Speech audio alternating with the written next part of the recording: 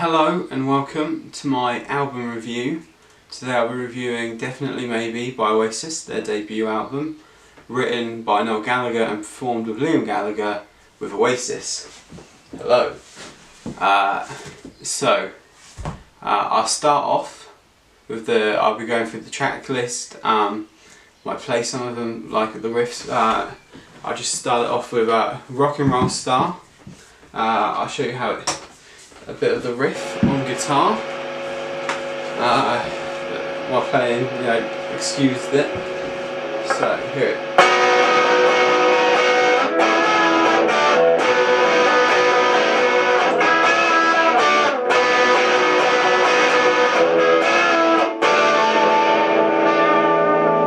So that's kind of like the main riff. It kind of stays the same. There's a few like chords and stuff in there, but that's mainly it. It's a good opening from when I saw Liam live. I really enjoyed it as the opening track. I didn't really like it until I saw it until then. It's just a good way to start an album, proclaiming yourself as rock stars. Moving on, the second song is Shaker Maker. A Shaker Maker is a toy from Noel's childhood and mine. I had a Doctor Who one, but kind of their more psychedelic-y Beatles but noisy type of song. I feel like the chorus or something is taken from an old Coca-Cola advert. I don't know I think they might have got into some trouble for that, but Noel has no recollection of why he stole that or even wrote this song. But it's a classic. From this album. This is like a definitive Oasis first album song. Moving along, we've got Live Forever. Live Forever, I think it's pretty much like everyone's favourite Oasis song. It's just such a classic. It's a really simple song guitar. There's just like chords and stuff, and then there's like electric going over that. Just a cheerful song, This came out around like when grunge was happening, like Alice in Chains and Nirvana. This was kind of almost like the end of that.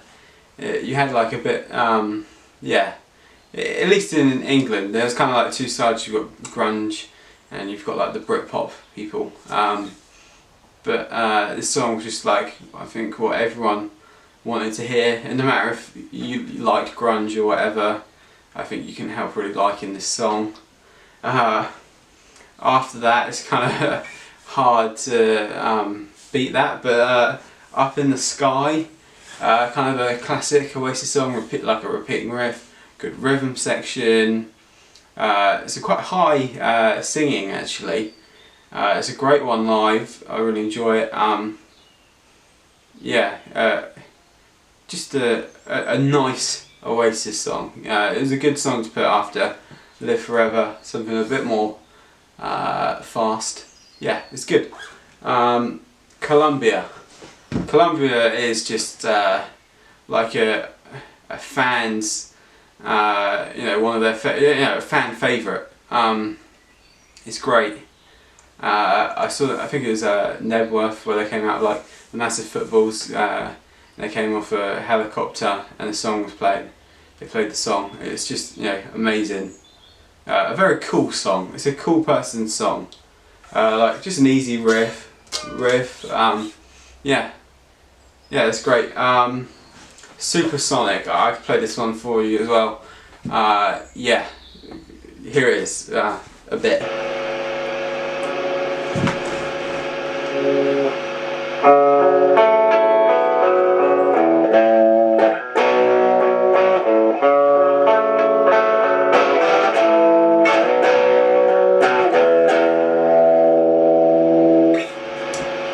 A bit like that. One of my favourite guitar riffs of all time. Probably my favourite Oasis song of all time, Supersonic. Seeing it live was amazing. Some really good production on that song. There's a lot of layers to it. some great lyrics. Like even though there's some Beatles references, Oasis lyrics don't make sense, but they do in a way. Everyone has their own meaning to them. Yeah, they're just great. Supersonic, just one of my favourite songs ever. After that, you've got Bring It On Down. Starts off with a drum riff. I think they had to get a lot of takes of that. Tony McCarroll, their old drummer, this was his first and last album with Oasis. Yeah, but it's a good song. Like the rhythm section, great. Very punk rock. I think this is with Creative Records. Well, I think they always were. This is one they like the most because it's just very punk rock song, which is a bit different for Oasis. Cigarettes and Alcohol. This is a classic. It's that same riff as a T-Rex song. I forget what that's called, but if you know any T-Rex song, it'll be this.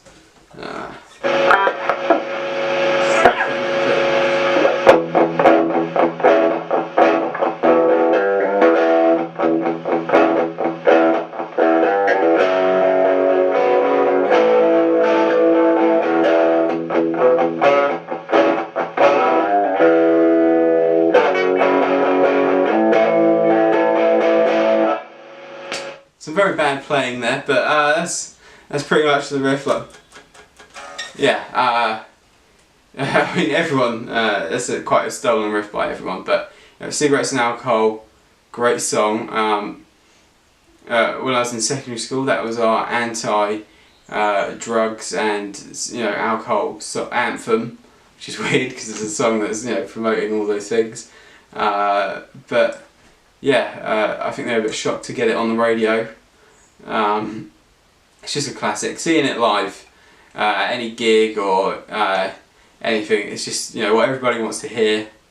Yeah, it's just a classic, like top 3 off the album for me. Personally, I know it is for a lot of people. It just really has that first Oasis album sound. Yeah. After that, you've got Digsy's Dinner, which is a bit of a joke song, but for a joke song, it's pretty damn good. Like the lyrics and the songwriting is just amazing on that song, even though it is a bit funny in places. But yeah, it's a feel-good song. It is good for what it is. It's a great song. So after that, you've got Slide Away, which is just like one of their best songs. Like, probably their best song. I know Supersonic's my favourite, but I think this is their best. Just some great songwriting, some nice riffs. But yeah, the lyrics is where it shines. Really, really good song. I think one of the Beatles said that this is their favourite Oasis song. It's a real fan favourite. I think if you really like Oasis and you're probably into it, this has got to be like one of your favourite songs ever. It's really good. Married with Children is that ending of the album. I think Liam recorded this from his bed. Yeah, when you play this song, it's like the end of a movie or something. Like, I've played it for one of those types of scenarios. Yeah, I mean it's a very calm song, but yeah, it's great. Kind of something a bit different. I guess we should get more into on the second album. What's the Story, More and Glory? Yeah, something you're looking into the future a bit with that one. So that's all the tracks off the album. I mean, there's quite a few tracks on like every album. Well, every song on that album. There's no filler. Like everything's on there for its purpose. And that's why it's like one of the best albums ever. I wish I had something negative to say about it. Apart from maybe some of the drums, I guess. But they obviously get rid of their drummer, and the second album has got some great drumming on it. So if I was to rate this, I'd probably give it like a strong 8.5 to like a light 9. You really can't get much better than this for a debut album as well, which is pretty insane. I've been Noah, Please like, comment or subscribe if you want to. Just comment, tell me my voice is weird, or say that I'm really great at playing guitar. Yeah, this is Noah Waterson from his media channel, signing out. Goodbye.